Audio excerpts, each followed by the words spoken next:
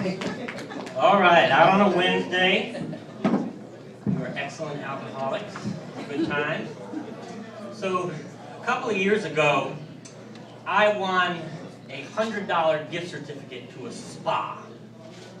I'd never been to a spa before. And I remember they had this menu of options. I could get my hair done, my nails done, get my back waxed. Not an issue for me. In the Menor Headlands, some of y'all dealt with. But at the bottom of this menu, there was this thing called a Brazilian. I'd never heard of it.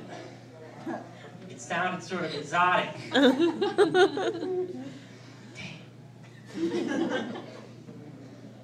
I should have asked more questions.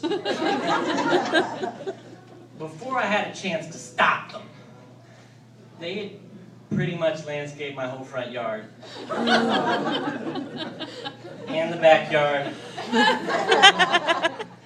Have any of you ever had sex with an anthill full of fire ants? A couple of you. It was worse. And I remember looking down with tears in my eyes thinking, that looks kind of cool. I always thought maybe I could use a little trim, maybe a jerry curl, a mohawk, something. It looked very neat, kind of like zucchini in a turtleneck.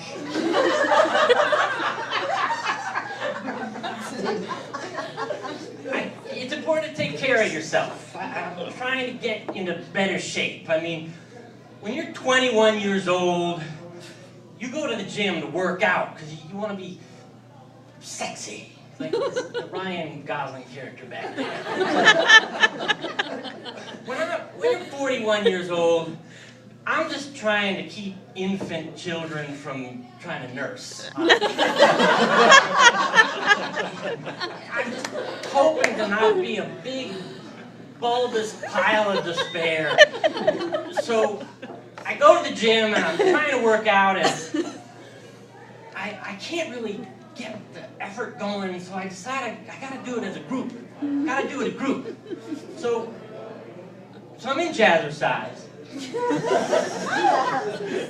Me and the 40 other women, and there was one other guy, he kind of had a unitard, that was Prince. And I kind of played along for a while. I was working it, you know, and couldn't quite get the rhythm down where I was supposed to kick and knock shit over and do my dance. And then I noticed they were kind of checking me out. Because Blaine in the unitard, he already had a boyfriend, so I was pretty much the only thing there, and I'm thinking, maybe I still got it. I don't. What they were checking out, as I looked in the mirror, was that you could pretty much see my sort of pinkish-brown man nipples. Kind of shining through my white t-shirt.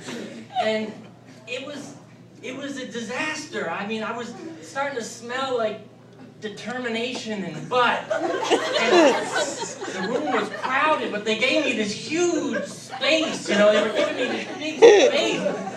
And I started to think that maybe I should have hit up the Chipotle after the jazzercise class. And we were like bending at the waist and stuff, and it was having issues. And there was a kind of a cute girl right behind me, and I kind of hoped she didn't have her mouth open. Breathing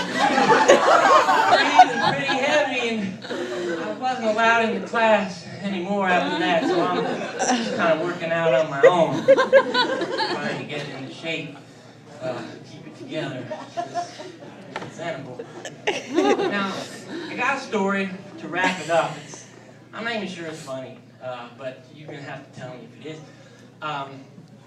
We recently hired a babysitter for my kids to watch them after school. It's a 23-year-old guy named Ben. And I wasn't sure how I felt about a man babysitting my kids. We call him the Manny. But then I remembered that when I was a kid, we had a male babysitter named Gordy. Now, there's a difference between Ben and Gordy. See, Ben had just graduated from college, and he was a certified teacher. Gordy was a heroin addict. This is a true fucking story, by the way.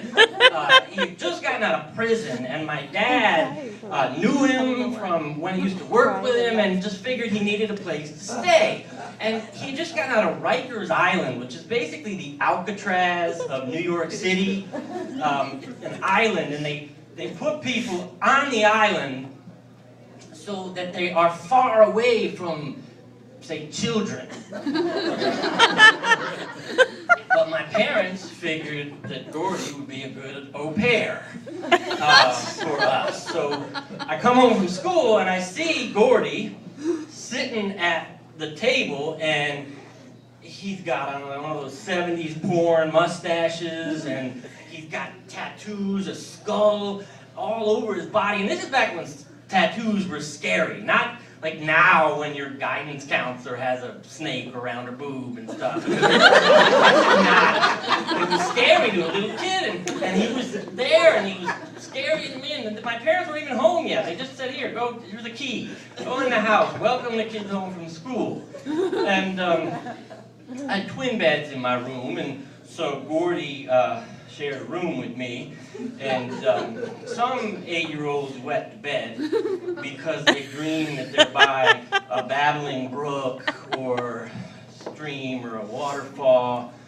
I wet the bed while awake because I had an ex-convict 4 feet away from me who smelled like cigarettes and would have these acid flashbacks in the middle of the night. But as I got to know Gordy, and I'll wrap this up, he was a good guy. He was the best babysitter we ever had. He learned in the prison how to cook, so he used to make us pancakes, and he made these brownies that only he would eat, or he was only allowed to eat, and just sort of mellowed him out. I would get hyper after brownies, but whatever. And so my parents, they were good-hearted people, and they decided to welcome Gordy into our home. Trust him with the lives of his children. So they gave him a second chance. They thought he was worth it. And then he stole our fucking car. And, he was back in Rikers Island. I think he died of AIDS. So that's my time. It was not a happy conclusion.